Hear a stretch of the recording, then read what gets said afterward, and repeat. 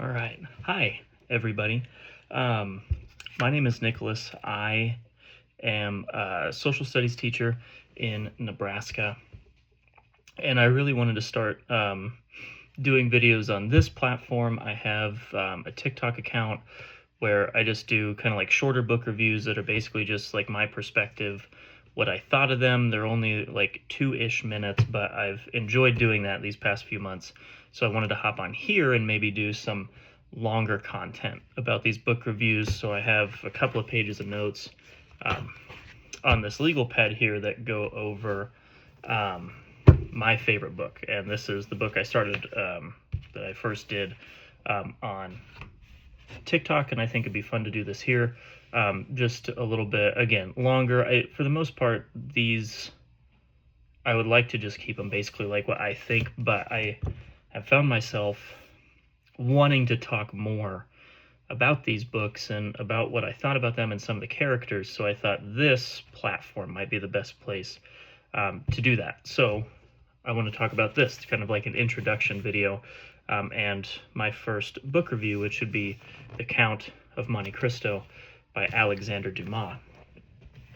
Now, when I do these, maybe I won't do it like this forever, but the notes that I have on this pad are a little bit about the author, about Alexander Dumas, and then it kind of breaks down into the book itself and a little bit about the analysis. And I won't go super in-depth with it. The analysis aspect of it, I just have kind of some of like the overall ideas and themes that Dumas had in the book, and then as well as some of the major characters. I know I can go really far depth with it, especially since this book is massive. It's like 1,240 some pages.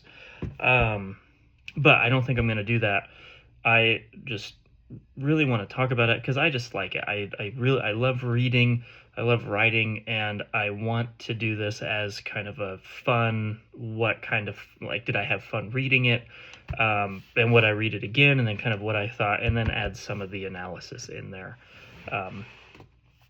kind of throughout that discussion. So I guess to start, I learned a lot about Alexander Dumas kind of preparing for this video, which was a lot of fun. I thought it was really interesting. It was kind of something that I didn't necessarily know about when I was going through. And this is the first Alexander Dumas book that I have read. And I know he's written some other things before. This, The Count of Monte Cristo, and then The Three Musketeers are his probably two most notable books, is what I've found. And I have Three Musketeers back there on that bookshelf behind me. But he did a lot, and I also didn't realize that he started writing plays. So I guess just a little bit about Alexander Dumas. He was born in 1802 in France to a man named Thomas Alexander Davy de la, I don't know French, so this, I'm going to try to get it right. But Payeterie, I think, would be the last name. But Thomas Alexander Davy was from kind of illegitimate son of a French marquis and then an enslaved woman from San Domingo. Her name was Marie Cassette Dumas. So this is where he gets his name. He ends up adopting this name.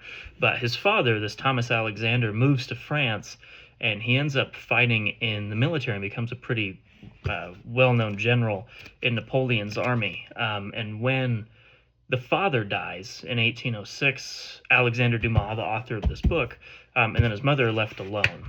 And Alexander ends up moving to Paris, and he starts working. He studies law, and then he ends up working in the household of the Duke of Orleans, which is the future king, Louis Philippe.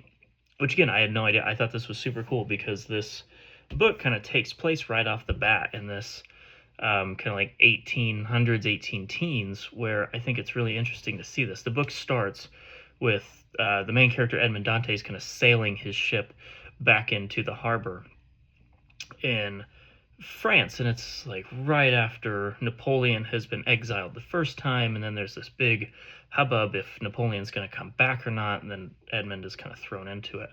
Well, we have that, and then eventually he started writing plays, and he gets in with this kind of play actor crowd, and he writes a couple of plays, which I thought was really interesting. He writes a play called Henry III et sa Sœur in 1829, and then he writes another play, Napoleon Bonaparte, in 1831, which I didn't watch or listen to the plays. I didn't, I looked him up as like a general kind of overview, but it was after Napoleon had died and was exiled, but this kind of reinvigorated this kind of really interested vigor in Napoleon. And then he goes on, he writes another play also in 1831 called Antony. And after these three plays, he starts to gain some notoriety, starts to gain some fame, and then he starts writing after that. He continues to write plays, but he shifts the focus into kind of looking at historical novels. So he writes The Three Musketeers in 1844, and then he goes off, and I mean, within the 1840s, Alexander Dumas writes several books, and like The Three Musketeers in 1844, 20 years later in 1845, we have The Count of Monte Cristo. In 44 and 45, we get 10 years later, or The Viscount of Brugal, I'm so sorry, Bruglione.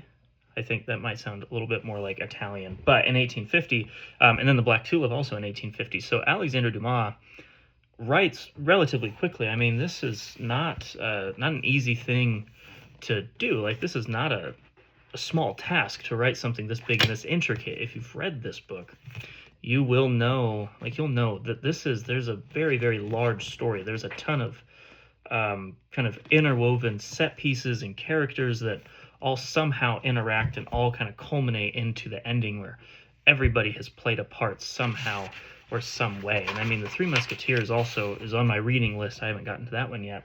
But The Three Musketeers is another one that is not small, that he is writing these books relatively quickly. And something else I learned that I was really interested with Alexander Dumas is that he was a very affluent person, that these books made a lot of money, that he was pretty well known in his time, but he also really liked to spend money, and he was in debt, pretty seriously. So as he was, from the research that I did, that he would spend this money almost as quick as he would get it. And that has kind of influenced his writing even further, because he started to acquire these really, really expensive tastes and needed that income to then pay his creditors or his debtors and then continue to go. And by the time he died in 1870 of natural causes. His death was overshadowed by the Franco-Prussian War, and there was something, he was kind of falling out of popularity as these literary fashions were starting to change the closer we get to the turn of the 20th century. And eventually, in the 19-teens and 20s and so on, there was this big revival of his studying his work and looking at his work, and through the 20th and into the 21st century even, people have found some kind of extra works of his or things that he'd done that had not been previously published, which I thought was kind of cool to think he really wasn't around that long ago. And then for some of his work, for somebody so popular to have manuscripts and plays that have been lost, I thought was pretty interesting. I feel like someone who was alive in the 1800s, you'd probably have a pretty okay idea of what they had written. But no, there's some things that had kind of come back from the grave and kind of sparked this whole idea of Alexander Dumas again. Books have been published for the very first time up into the really early 2000s, which I thought was kind of cool. To dive into The Count of Monte Cristo as a book, I absolutely adore this book. I think this is one of the best books ever written. I loved how intricate it was. I loved how the characters all worked together. Dumas made this, in my opinion, you may have a different one, but Dumas did this where everybody has a role to play, even though you could meet somebody really, really briefly, that all of a sudden they come back or they played some kind of role, which I absolutely loved. And I think Dumas did a relatively good job of showing this whole idea of human nature and the human condition in the situation that Edmond Dantes, the main character, was. I'm not going to spoil anything, but a little bit about the beginning. Edmond Dantes is a sailor on a ship for a relatively wealthy merchant in France. And when he gets there, he's promoted to captain of the ship. He's put in charge of this boat. And it doesn't sit well with one of the other sailors. His name is Danglars. and he feels kind of cheated out of this, and these puzzle pieces fall together within the first portion of the book, where he's kind of, this sailor along with him has taken a hit because Edmund is a lot younger. He's about 19, 18, 19 at the very beginning of the book.